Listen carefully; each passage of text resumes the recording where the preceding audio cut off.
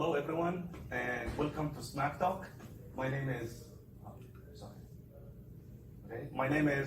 Mohammed Alshair. I'm from the University of Houston. I'm a Ph.D. candidate, and I will be presenting subjective measure of applied contextual knowledge. This is the trip that we're going to be taking, an outline of where we're going and discussing some of the details. And we're going to start by talking about the problem that we're trying to solve. And the problem that we're trying to solve is how can we get trainees to be more prepared to deal with the real world scenario. And this is just how can we make it more applied in terms of like if they go to a construction site or some real that it's very difficult to do it in a piece of paper. And the example scenario that we're going to take is construction management training, and we're going to focus on OSHA, which is Occupational Safety and Hazard Association. So if you look at the photo right here, you can realize this is a part of the construction site. You can see that it's busy, there's a lot of things going on, and just imagine this is a real workers taking the OSHA exam, and this is the actual like part of the paper exam. And a lot of them, that's the way they take their exams.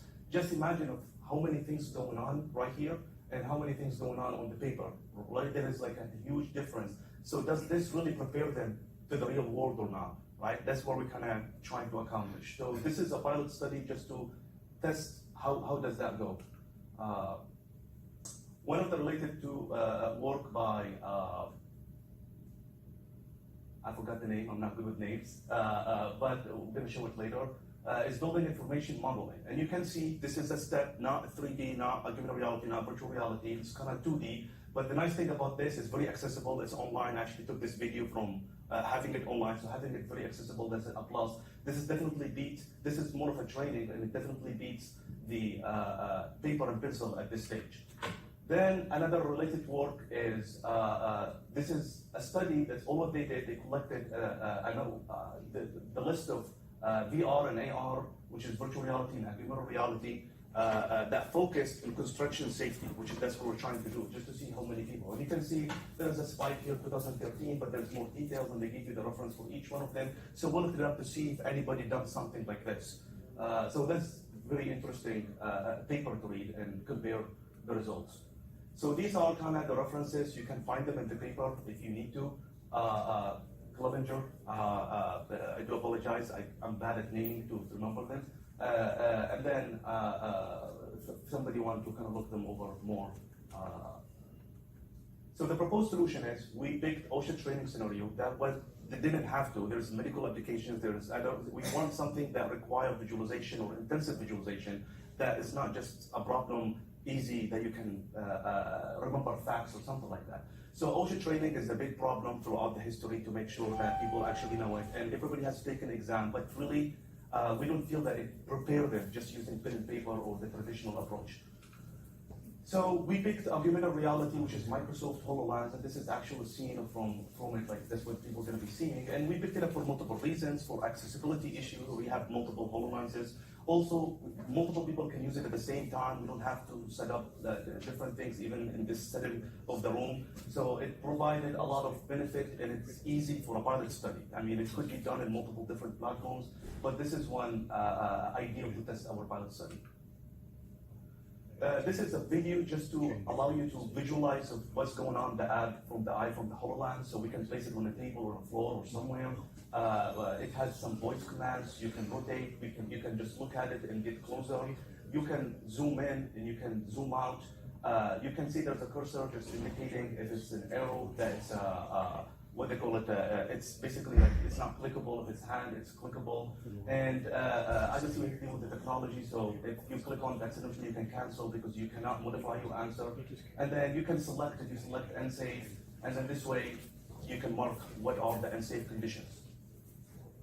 And this is very much kind of what the look of the HoloLens. Obviously in 3D is much better, but this is kind of view that shows you how to do it. Now, what's interesting we're focusing on is what's the difference between deterministic and the subjective, okay? So you can see in this early one, we have a question mark in the magnifier, which is kind of in this one. And this is following a traditional approach, meaning there is a pen and pencil, there is a question, you have to answer each one, either right or wrong. And does the same thing. And we realized there's still not, we tried to eliminate to make it closer to the real world, so we decided to implement it and move away to the subjective. The subjective one is not just not deterministic, it's actually make you think about the scene, try to make it as close to the real scene as possible without any hints except limitations for technology, such for example, an arrow or a hand just to know this is clickable or not. But other than that, it feels like you are there as close as we can get it to. That's the main differences that we're trying to do. So for the assessment tool, we made sure that we eliminated the guidance approach, which is remove the question marks. Because in the real world, there is, like when you go and make an assessment, it doesn't tell you, hey, ask me, look at me, right? It just, you have to go and spot the stuff without any hints. Then we assume all the conditions are safe, so if you don't select anything, if you don't mark anything unsafe, then it becomes safe by default. Then you cannot change your answer. Usually if your safety inspector goes there, it doesn't just go like, oh, you're unsafe, oh, my bad, let me change it. I mean, they could, but this is uncommon. So that's another thing we're trying to do. We have to deal with the technology, so we make sure since we do not allow them to modify what if they clicked accidentally, so they can cancel it. And then we randomize the scenario. So for example, this person is wearing a vest or PPE, but this one is not. So it could be switched or both of them wearing it or not, depending on the simulation that you're running. The experimental setup consisted of 16 participants. We gave them a pre-assessment survey, basically questioning about their demographic, their AR and VR experience, previous experience if they had any, and then their OSHA experience, how much experience do they have. And the paper assessment, basically we worked with the instructor. This is a real OSHA course that people were taking, like learning and then getting certified. And the instructor is the one who wrote the paper test, and he actually used the HoloLens before just to make it related in terms of the information. Interactive assessment, as we shown in the video, this is when they wear the HoloLens to see what's going on. Post-assessment survey, so basically we ask them afterward about their feelings of what's going on and the effectiveness of both the paper and the HoloLens. And then the debrief, we wanted to encourage participation in these 3 type of questions, so we decided to do it in a group, just to make sure that maybe people hesitant to write or something like that, maybe somebody says something and somebody follow up, either agree or add to it, to just get more feedback. And you can refer to the paper for more details about the experimental setup. So the results, basically this is the questions that we asked them. How do you think you did in the assessment? And you can see at the bottom, the dark green is perfect and excellent and good and fair and poor. They are very comparable with the minor differences of this. They thought in the HoloLens they did poor, but then they did perfect in the paper, which is still very comparable. They got a lot of similarity. Then how well do you feel the assessment tested your skills and knowledge in OSHA certification? Again, is extremely, very comparable. The results are almost kind of identical with minor differences. That HoloLens, they thought it did a little bit better. Then, which assessment do you believe provided more accurate reflection of your skill and knowledge? And that's interesting. You can see mostly the green is the HoloLens, and the blue one is actually both. So even those that didn't think the HoloLens necessarily did a better job, they thought at least they're equally the same. Then, which test did you believe was easier? This is a tricky question because most of them, they thought the green, which is the HoloLens, but the tests reflect that was otherwise. And we're going to speak about it a little bit. Which did you prefer? Everybody, 100%, they thought the HoloLens looked better. And they even, some testimonies thought, if this is the case, if we're using these kind of technologies, people will be more inclined to actually go to class, to the lecture. So this is the grades. You can see the green one is the HoloLens, the orange one is the paper. The average of the paper was 65, the average of the HoloLens is 49. So they thought the HoloLens was easy, but they performed worse or a little bit like less, and we're gonna explain why we think that happened.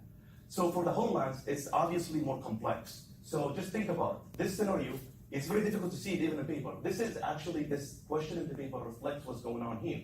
You see this guy is actually walking if you are seeing it. And there's so many things going on because this guy is signaling this dump truck, this guy is signaling this other dump truck, and now you have to kind of relate to it. It's not just this with this or this with this. You have to look at it from all angles. You have to wait for the animation to see, does this actually, is he walking while this backing up, or this what he's walking while this is going up front, like moving forward? So all these type of questions, this is different from just a simple question in a paper that just answered. Like it doesn't reflect that. So things are more complex, they won't be able to spot it. It might look safe, but it might not be, and that's how the real world is. It is harder. We don't allow them to modify the answer because, in real world, that's the case. In the paper, you can modify it, you can see some process of elimination, but we wanted to eliminate that. We want to make it closer. We want to make them ready that, hey, can you actually spot what they call it, problems in the construction cycle now? So that's one. And then time and technology. The red one, there's a 67% basically of the participants never used it, right? So for that, they had to use it in a threshold premium to adapt to it. It should be harder. You expect the performance to be a little bit less. Conclusion, how can we get trainees to be more prepared to deal with the real world scenario? That was the question that we raised. And the answer to that is we felt this is just a pilot study trying to get the answer. We felt we didn't accomplish that. One, we tried to eliminate as many hints as possible, and we did, to make it as close to the real world. The instructor loved it, thought this was appropriate. The students loved it and enjoyed it, and they thought that was appropriate and reflected their knowledge. So more or less, we did accomplish the task. And now there are some other minor things that we can do and make it now more constructive, more details. But more or less, we did accomplish the task of, we did get it closer to the real world comparing to a traditional approach using pen and paper, or even the nice accessible one, which is the building information model using the 2.5D. So future work. There is a lot of things to be kind of done and interesting. One of them is deterministic versus subjective. So most of our participants were juniors/seniors. Okay, so this is more of advanced that we're going to get there. But with the question mark that you saw earlier, this could be an earlier stage for training purposes, for lower level, for basic, for people to get used to it. You need to answer every question. I want to make sure that you didn't spot it and get lucky that this is safe or unsafe. So this is very interesting, and to see does it make that much difference in terms of what we're trying to accomplish. Then obviously the common thing is VR and AR. Now at this point, the reason is VR was not as practical. If you have a classroom like this, thank you. If you have a classroom like this and you have that many HoloLens, you can actually take the test. You're doing your own thing without any problems. But with VR, you have to have your own setup, and that could be problematic. Or you want to have the space not accessible. Plus, you need some more IT, but also it's more immersive.